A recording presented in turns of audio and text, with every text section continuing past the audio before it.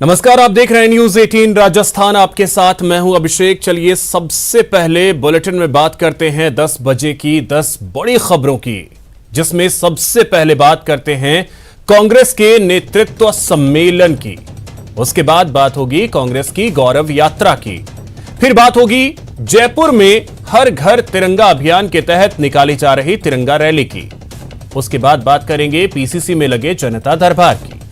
फिर बात होगी चूरू में केमिकल से भरे ट्रक में लगी आग की। बात होगी दौसा में रसद विभाग ने तेल चोरी के मामले में 2 टैंकर को जब्त किया है। फिर बात करेंगे प्रिंसिपल के तबादले को लेकर हो रहे विरोध की। उसके बाद बात करेंगे बीकानेर की, जहां एसीबी ने कार्रवाई करते हुए बैंक मैनेजर को रिश्वत लेते हुए दबोचा है। बुलेटिन में बात होगी पंच महादेव की नगरी में अमरनाथ झांकी की, जहां झांकी देखने के लिए भारी संख्या में लोग आए। आखिर में बात होगी प्रदेश में बढ़ते लंपी के प्रकोप की।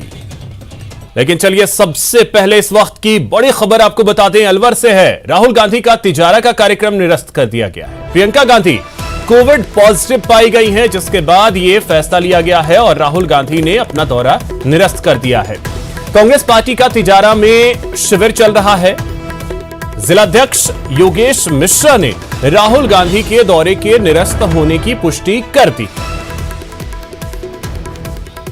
अधिक जानकारी के साथ सहयोगी राजेंद्र हमारे साथ जुड़ गए। राजेंद्र, क्या जानकारी? राहुल गांधी का तिजारा दौरा निरस्त कर दिया गया है। जी, अलवर के तिजारा में कांग्रेस पार्टी नेतृत्व संगम कार्यशाला चल रही है और उस कार्यशाला का आज समापन कार्यक्रम का था, जिसमें कांग्रेस के नेताओं के देश भर से जो इंटरव्यू के से चयनित हुए 70 नेताओं को सेलेक्ट किया गया था, जो इस शिविर में भाग ले रहे थे। और इस शिविर में उन्हें नेतृत्व के गुण सिखाए जा रहे थे कि वर्तमान हालात में कांग्रेस पार्टी किस तरीके से राजनीतिक नेतृत्व करे, उस तरीके के गुण इस कार्यशाला में सिखाए जा रहे थे।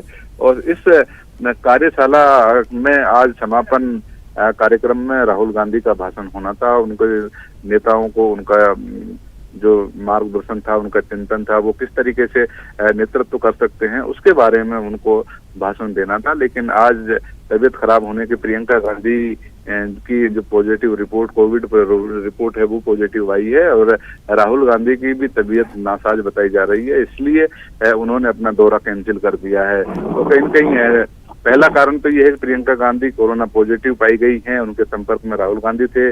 और दूसरा ये है कि उनको खुद को भी हल्का बताया जा रहा है कि वायरल फीवर के रूप में थोड़ा बहुत है, इसलिए उन्होंने दूसरी ओर आइसोलेशन जो कोविड का प्रोटोकॉल है उसका भी पालना को देखते हुए वो उन्होंने दौरा कैंसिल किया है। तो कहीं न कहीं दौरे की जो कैंसिल होने की जो पुष्टि है वो कर दी गई है।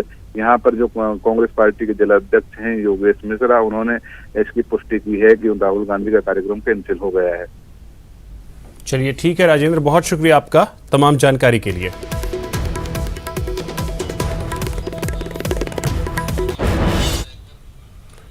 एक और बड़ी खबर आपको बता दें, उदयपुर हत्याकांड में अपडेट यह है कि एनआईए ने एक शख्स को हिरासत में लिया है। मोहम्मद रजा नाम का एक और व्यक्ति हिरासत में लिया गया है। एनआईए ने प्रतापगढ़ जिले के पारसोला से इसे हिरासत में लिया है। मोहम्मद रजा को जयपुर लेकर टीम रवाना हुई है। रजा पिछले 10 साल से गौस मोहम्मद का करीबी मित्र है। टीएलपी नाम के कट्टरपंथी संगठन से भी मोहम्मद रजा का जुड़ाव है। तो ये जो मामला है उदयपुर का, उस मामले में बड़ा अपडेट आपको दे दे। एक और शख्स को हिरासत में एनआईए की टीम ने लिया है। प्रतापगढ़ से इसे हिरासत में लिया गया है और उसके बाद एनआईए की जो टीम है वो प्रतापगढ़ से जयपुर के लिए रवाना हुई है। मोहम्मद रजा नाम का यह व्यक्ति, और आपको बता दें कि लंबे वक्त से ये मोहम्मद गौस के संपर्क में था। पिछले करीब 10 साल से मोहम्मद गौस जो है उसका करीबी मित्र है। एक संगठन है टीएलपी, कट्टरपंथी ये संगठन, इससे भी मोहम्मद रजा का जुड़ाव है। तो ये बड़ी खबर। और आपको बता दें उदयपुर हत्याकांड मामले में बड़ा अपडेट यह है कि एनआईए की टीम लगातार एक्शन मोड में है, लगातार कार्रवाई कर रही है और इसी दौरान एक और शख्स को हिरासत में लिया गया है। और इस शख्स को प्रतापगढ़ जिले से हिरासत में लिया गया है। नाम है मोहम्मद रजा। अधिक जानकारी के साथ उदयपुर से सहयोगी कपिल हमारे साथ जुड़ गए। कपिल, क्या अपडेट? एक और शख्स को एनआईए ने हिरासत में लिया है, क्या जानकारी? जी बिल्कुल, देखिए एनआईए की टीम और स्थानीय एटीएस की टीम पिछले 2-3 दिनों से प्रतापगढ़ जिले में मौजूद थी और उसी दौरान मोहम्मद रजा नाम के एक व्यक्ति के बारे में एनआईए की टीम को जानकारी थी। उसी को लेकर टीम पारसोला पहुंची थी। प्रतापगढ़ जिले के पारसोला से मोहम्मद रजा को डिटेन किया गया है।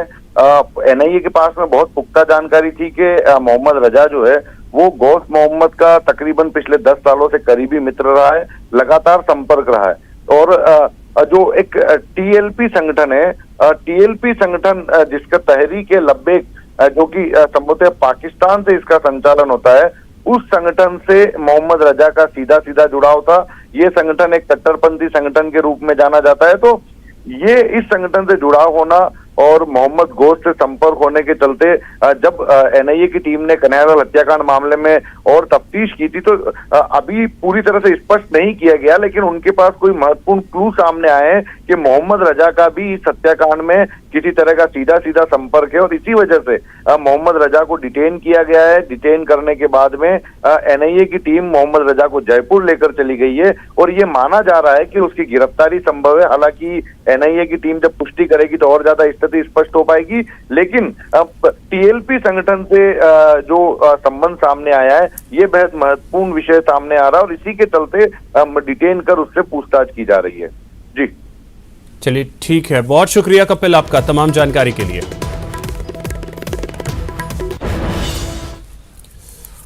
और इसी बीच एक बड़ी खबर आपको बता दें, राजधानी जयपुर से है। यहां पर छात्रा की इमारत से गिरने की वजह से मौत हो गई है। 15 साल की यह छात्रा 4 मंजिला इमारत से नीचे गिरी। अपार्टमेंट में परिवार के साथ यह छात्रा रहती थी। प्रारंभिक तौर पर पुलिस यह मान रही है कि यह आत्महत्या का मामला है। रात करीब 1:30 बजे तक कमरे में पढ़ाई कर रही थी छात्रा। मोबाइल में देर रात तक चैटिंग की बात भी सामने आई है। आत्महत्या के कारणों का अभी तक पता नहीं चल सका है। तो यह बड़ी खबर राजधानी जयपुर से, जहां पर एक 15 वर्षीय छात्रा जो कि 4 मंजिला इमारत से नीचे गिरी है और इसकी वजह से उस छात्रा की मौत हो गई है। कारण क्या है, इसकी जांच अब पुलिस कर रही है। विष्णु हमारे सहयोगी अधिक जानकारी के साथ जुड़ गए। विष्णु, कुछ जानकारी मिल पाई है कारणों को लेकर? देखिए, अभी तक जो घटना के जो कारण है उनका खुलासा नहीं हुआ है। अभी तक की जो अभी सोडल थाना प्रभारी से हमारी बातचीत हुई, उनमें यही सामने आया कि छात्रा जो थी कल रात को करीब 1:30 बजे तक जाग रही थी, वो अपने कमरे में मौजूद थी और रात को जब उसका भाई पानी पीने के लिए उठा तब भी उसने अपनी बहन को कमरे में पढ़ाई करते हुए देखा था, लेकिन उसने कहा भी उसको सोने के लिए, लेकिन वह उसने कहा कि मैं अभी कुछ देर में सो जाऊंगी। उसके बाद परिवार वाले जब सो गए और अल सुबह जब परिजनों ने, आसपास के लोगों ने देखा कि अपार्टमेंट के पड़ोस में जो समुदाय केंद्र है वहां फर्श पर छात्रा का शव पड़ा हुआ था। पड़ोसी उसकी सूचना परिजनों को दी, जिसके बाद परिजन मौके पर पहुंचे, छात्रा के शव को देखकर के बदहवास हो गए। पुलिस को सूचना दी गई तो ऐसे में छात्रा के मोबाइल को जो है पुलिस ने अभी जब्त किया है, जिससे बताया जा रहा है कि देर रात तक वह किसी से चैटिंग कर रही थी। अब वह कौन है इसके बारे में पुलिस अब खुलासा मतलब पड़ताल करने के बाद सब खुलासा हो सकेगा। तो फिलहाल पुलिस प्रारंभिक तौर पर पूरे मामले को खुदकुशी से जुड़ कर देख रही है, क्योंकि छात्रा चौथी मंजिल पर रहा करती थी, तो ऐसे में गिरने की वहां पे कोई आशंका नजर नहीं आ रही है। तो खुदकुशी से जोड़कर इस पूरे मामले को देखा जा रहा है और अभी घटना के कारणों को खुलासा नहीं हुआ है। जी विष्णु, कुछ मोबाइल से अपडेट मिला है, क्योंकि चैट की बात भी कुछ सामने आ रही है?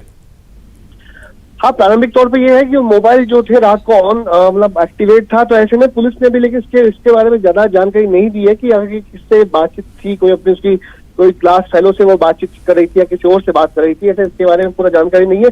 चूंकि परिजन भी बदमाश है, चूंकि भी घटना को कुछ घंटे ही बीते हैं, तो ऐसे में पहले शव का पोस्टमार्टम करवाया जाएगा, जिसके बाद ही पूरे मामले की जांच हो पाएगी कि छात्रा किस वजह से ये खुदकुशी की उसने कदम को उठाया। लेकिन अभी तक पुलिस ने इससे ज्यादा कोई जानकारी नहीं दी है। जी चलिए, ठीक है विष्णु, बहुत शुक्रिया आपका तमाम जानकारी के लिए।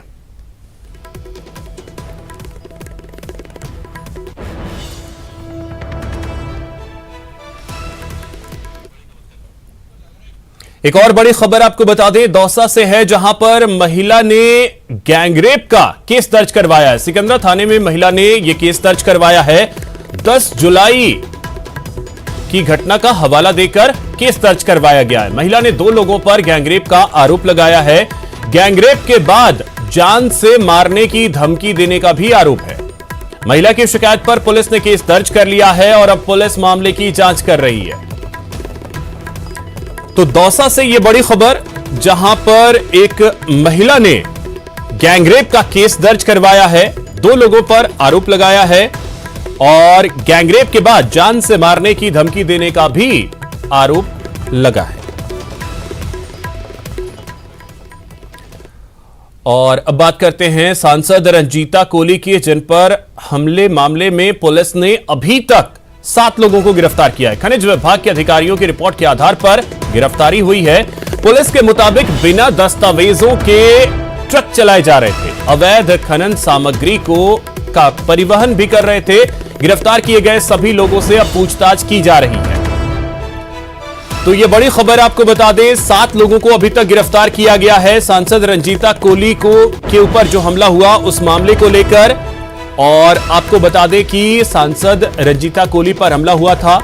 अभी तक पुलिस ने जो कार्रवाई की है उसके तहत 7 लोगों को गिरफ्तार किया गया है।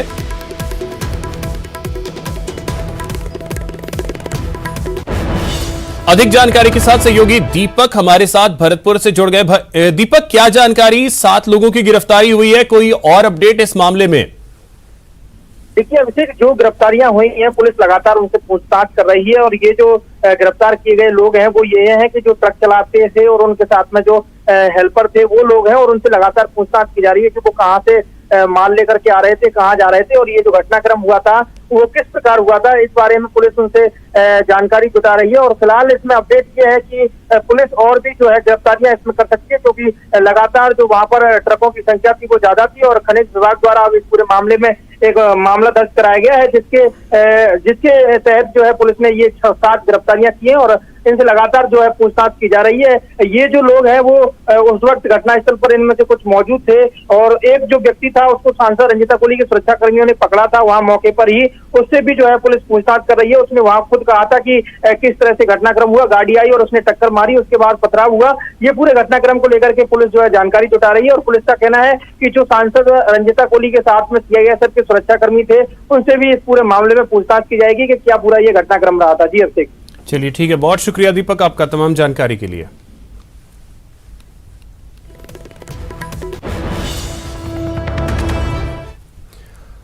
एक बड़ी खबर बीकानेर से है, जहां पर बैंक ऑफ बड़ौदा बज्जू का बैंक मैनेजर रिश्वत लेते हुए गिरफ्तार किया गया है। केसीसी के एवज में 20,000 रुपए की रिश्वत मांगी थी बज्जू में बैंक ऑफ बड़ौदा का मैनेजर अमरजीत, जिससे गिरफ्तार किया गया है। एसीबी के एएसपी रजनीश पूनिया के नेतृत्व में अभी भी कार्रवाई चल रही है। तो एसीबी की एक बड़ी कार्रवाई देखने को मिली है, जहां पर बैंक ऑफ बड़ौदा बज्जू में जो ब्रांच है वहां पर मैनेजर को धर दबोचा है एसीबी की टीम ने। एसीबी के एएसपी रजनीश पूनिया के नेतृत्व में अभी भी कार्रवाई चल रही है। तो बीकानेर से इस वक्त की यह बड़ी खबर है, जहां पर बैंक ऑफ बड़ौदा बज्जू का बैंक मैनेजर जो है वो रिश्वत लेते हुए ट्रैप किया गया है। 20,000 रुपए की रिश्वत केसीसी के एवज में इसने मांगी थी और इसी दौरान एसीबी के हत्थे चढ़ा है अमरजीत नाम का ये bank manager, bank of Baroda का बज्जू ब्रांच, जहां पर ये मैनेजर है। विक्रम हमारे सहयोगी अधिक अपडेट के साथ जुड़ गए। विक्रम, क्या अपडेट, अभी भी कार्रवाई चल रही है? जी बिल्कुल, जो एसीबी की टीम है वो अपनी कार्रवाई में लगी हुई है और इसके साथ ही जो मैनेजर है ये अमरजीत, इसके जो मकान की भी अभी सर्च शुरू हो गई है और ये पता लगाया जा रहा है कि मैनेजर ने इस तरह से कहीं और भी कोई राशि तो नहीं ली है। इसका खुलासा भी जब ये सर्च कंप्लीट हो जाएगा उसके बाद चलेगा। और फिलहाल जो रिश्वत राशि आज सुबह जो इन्होंने ली थी उसको लेकर जो है वो प्रकरण अब बनाया जा रहा है और पूरी कार्रवाई जो है वो व्यास प्रबंध थाने में चल रही है। चलिए, बहुत शुक्रिया, नजर बना के रखिए विक्रम, आगे जैसे कोई अपडेट आता है वो भी आपसे लेते रहेंगे। बहुत शुक्रिया आपका।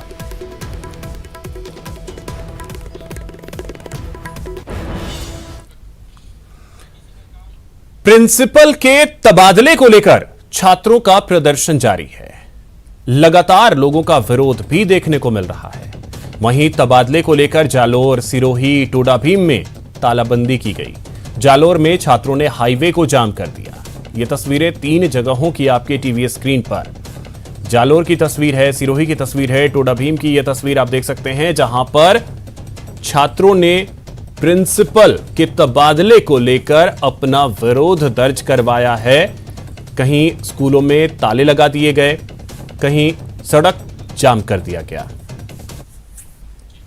तो पहले बात करते हैं सिरोही के रेवदर की, जहां पर छात्रों का प्रदर्शन देखने को मिला है। पामेरा स्कूल के प्रधानाचार्य के तबादले का यह मामला है।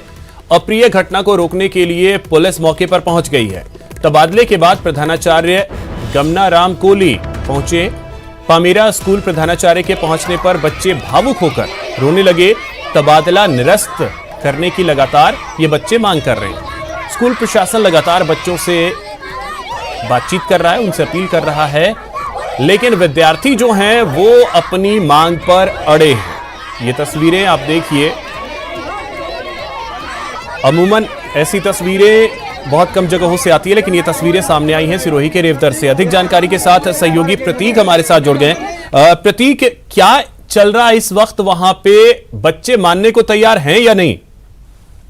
अभिषेक, बताना चाहूंगा वहाँ पर जो है प्रिंसिपल का जो तबादला हुआ है वह भी वहाँ पर समझाइश कर रहा है। आपको बता दूं कि कुल 24 वहाँ पर पद है और वहाँ पर सिर्फ 14 ही पद वहाँ पर भरे हुए, 10 पद जो रिक्त है। वहाँ पर 450 से ज्यादा स्टूडेंट है अभी मौके पर। और जो बताया जा रहा है कि वहाँ पर शिक्षा विभाग की सबसे बड़ी विडंबना ये है कि शिक्षा विभाग का कोई आला अधिकारी वहाँ पर अभी मौके पर मौजूद नहीं है। और वहीं बताया जा रहा है कि सब स्थानीय स्कूल प्रशासन द्वारा ही समझाइश की जा रही है। और बच्चे जो है लगातार जो है उनका रो रो कर बुरा हाल है और बच्चे लगातार तो प्रधानाचार्य के तबादले को रोकने की मांग जो मौके पर की जा रही है। अभिषेक जी, तो आपकी बात हो पाई है शिक्षा विभाग के किसी अधिकारी से कि आखिर क्यों वो नहीं पहुंचे मौके पे? इतने लंबे वक्त से अगर छात्र प्रदर्शन कर रहे हैं तो शिक्षा विभाग का कोई अधिकारी तो पहुंचे।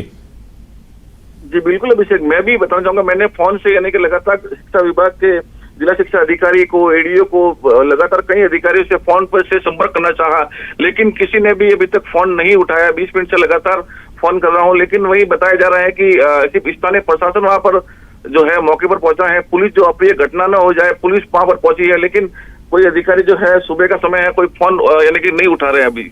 अभिषेक जी, चलिए ठीक है, बहुत शुक्रिया आपका प्रतीक तमाम जानकारी के लिए। तो ये स्थिति है कि शिक्षा विभाग के कोई अधिकारी जो हैं वो मौके पर नहीं पहुंचे हैं, लेकिन छात्र जो हैं वो लगातार अपनी मांग पर अड़े हुए।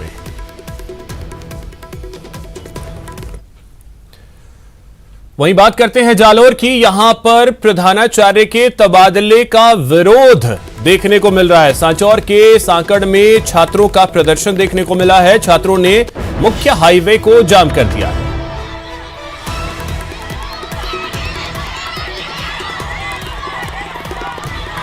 तो ये तस्वीरें भी हम आपको दिखा रहे हैं। देखिए, छात्रों ने जाम लगा दिया है, सड़क जाम कर दिया है। जालोर से ये तस्वीरें सामने आई हैं।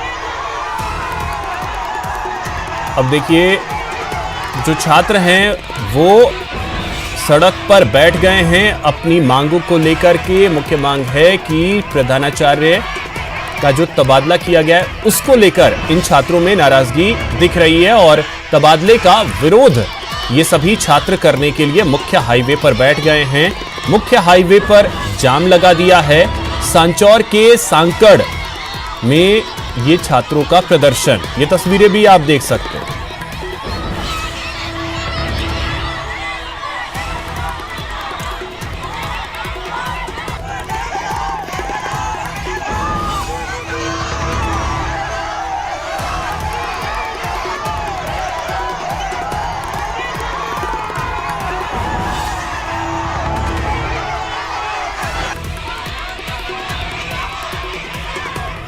तो देखिए, हमने आपको तस्वीरें पहले दिखाई सिरोही से, जहां पर छात्रों का प्रदर्शन देखने को मिला,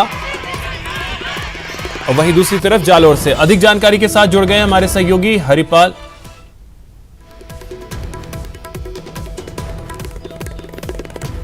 तो जालोर से अधिक जानकारी के साथ सहयोगी श्याम विश्नोई हमारे साथ जुड़ गए। श्याम, पहले तो जानना चाहेंगे वहां की स्थिति इस वक्त क्या है? छात्र अभी भी सड़कों पर बैठे हैं? देखिए, अभी तक जिस तरीके से 2 दिन पहले आई शिक्षा विभाग की ओर से सूची के तबादला सूची के बाद तमाम जगहों पर विरोध प्रदर्शन का दौर शुरू हो चुका है। जिस तरीके से कल तिसलवाना के अंदर तो आज सांचौर के सांकड़ के जो स्कूल के प्रधानाचार्य के तबादले को लेकर मुख्य हाईवे को जाम करके छात्र अभी भी विरोध प्रदर्शन कर रहे हैं। अभिषेक बता दूं, जगदीश कुमार विश्नोई है जिनका तबादला हुआ है। इसको लेकर आक्रोशित छात्रों ने जो मुख्य हाईवे है उसको जाम कर दिया है, विरोध प्रदर्शन किया जा रहा है। राजकीय उच्च माध्यमिक विद्यालय सांकड़ से जुड़ा हुआ पूरा प्रकरण है। इसको लेकर एसडीएम से तमाम शिक्षा विभाग के अधिकारी है वो बच्चों को समझाइश के प्रयास कर रहे हैं, अभिभावकों को भी समझाइश के प्रयास किए जा रहे हैं और इसको लेकर तमाम प्रकार की जो है हाईवे को जाम कर दिया। हाईवे के ऊपर लंबी कतार वाहनों की लग चुकी है और इसको लेकर अब बच्चों को समझाइश की जा रही है ताकि वो हाईवे को खाली करवाया जाए। लेकिन जिस तरीके से जो शिक्षा विभाग की तबादला सूची आई है उसके बाद एक के बाद एक तमाम प्रदेश के अंदर स्कूलों में ये विरोध प्रदर्शन का दौर शुरू हो चुका है। जी, तो मौके पे प्रशासनिक अधिकारी भी होंगे और शिक्षा विभाग के अधिकारी पहुंचे हैं या नहीं? देखिए, अभी तक जिस तरीके से हमारे पास जानकारी आ रही है शिक्षा विभाग के अधिकारी है वो पहुंच चुके हैं और बच्चों को और अभिभावकों को समझाइश के प्रयास है वो किए जा रहे हैं ताकि किसी भी तरीके से को मामले को सुलझाया जा सके। और वहीं दूसरी ओर हाईवे का जो है एक साइड से रास्ता खोल दिया गया ताकि जो वाहन चालकों को परेशानी नहीं हो। लेकिन निश्चित तौर से जो मुख्य हाईवे है यानी कि सांचौर से भीनमाल सांचौर से रानीवाड़ जाने वाला जो मुख्य हाईवे है वो जाम करके स्कूल के ताला लगा करके बच्चों ने सवेरे से ही जैसे स्कूल का टाइम हुआ उसके बाद प्रदर्शन है वो शुरू कर दिया था। लेकिन अभी हालात सामान्य है और समझाइश के प्रयास किए जा रहे हैं। जी, चलिए, बहुत शुक्रिया श्याम आपका तमाम जानकारी के लिए।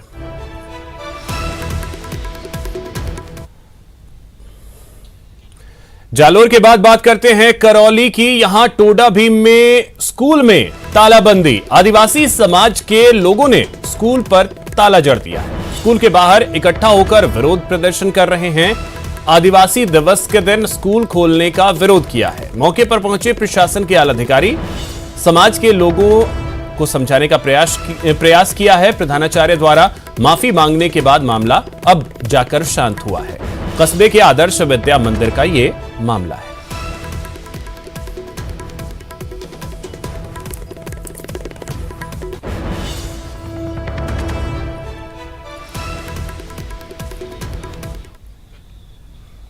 और अब बात करते हैं सीकर की, जहां फतेहपुर सदर थाना इलाके में एक फाइनेंस कंपनी के रिकवरी एजेंट से लूट की वारदात सामने आई है। फाइनेंस कंपनी का एजेंट गांव में कलेक्शन के पैसे लेकर वापस लौट रहा था। इसी दौरान 3 युवकों ने उसकी बाइक और पैसे लूट लिए। पुलिस के मुताबिक लोन देने वाली एक फाइनेंस कंपनी का एजेंट राजेश मीणा गांव से पैसे लेकर वापस फतेहपुर आ रहा था। इसी दौरान चाचीवाद गांव के पास पहले से रास्ते पर खड़े 3 युवकों ने उसे रुकवाया और चाकू दिखाकर धमकी दी। तीनों युवक वहां पहले से खड़े थे और उसकी बाइक और करीब 3 लाख रुपए लेकर फरार हो गए। सूचना पर फतेहपुर सदर थाना पुलिस मौके पर पहुंची और इलाके में नाकाबंदी करवाई, लेकिन अभी तक बदमाशों का कोई सुराग नहीं लग पाया है। पुलिस का कहना है कि आरोपियों की तलाश के लिए विशेष टीम का गठन किया गया है। जैसे मैं किस्त लेके दूसरे गांव में जा रहा था तो ढलान के अंदर एक पोल के पास 3 लोग खड़े थे। एक के हाथ में छुरा था। तीनों मेरे बाइक के सामने आ गए। बाइक मैंने रोक ली। रोकते ही वो जैसे वो छुरा वाला मेरे पास आने लगा, मैं बाइक से उतर गया बिना स्टैंड लगाए।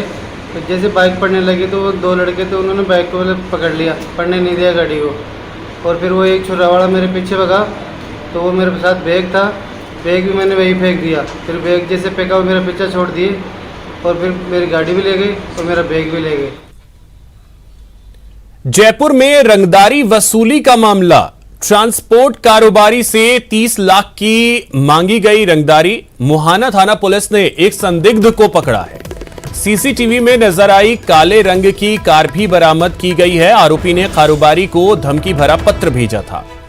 पत्र में 2 राखी और 1 कारतूस भेजकर 30 लाख रुपए मांगे थे। विधानसभा के पास गली में रुपए रखने की बात कही गई थी। कारोबारी ने मुहाना थाने में मामला दर्ज करवाया था।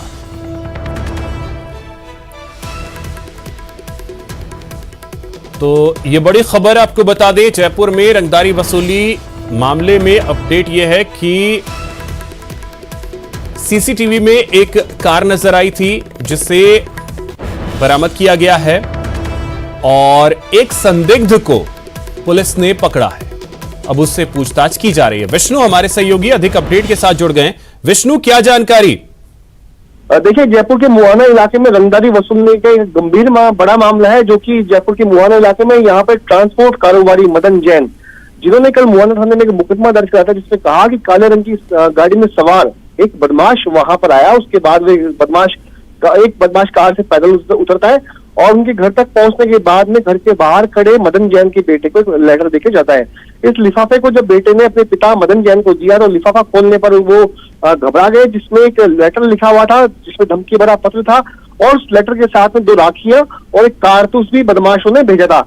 इस लेटर में कहा गया 30 लाख रुपए की रंगदारी वसूलने की बात कही गई। साथ में कहा कि विधानसभा के पास में जो गली है वहां पर डिवाइडर पर इन रुपयों की जो रकम है इसको रख करके वे आ जाए। अगर वे रकम नहीं देते हैं तो बदमाश इसी कारतूस से उनको हत्या कर देंगे, उनकी परिवार की जान को खतरा होगा। यदि वो पैसा लौटा देते हैं तो वे बदमाश उन राखियों के जरिए उनके परिवार को सुरक्षा भी देंगे।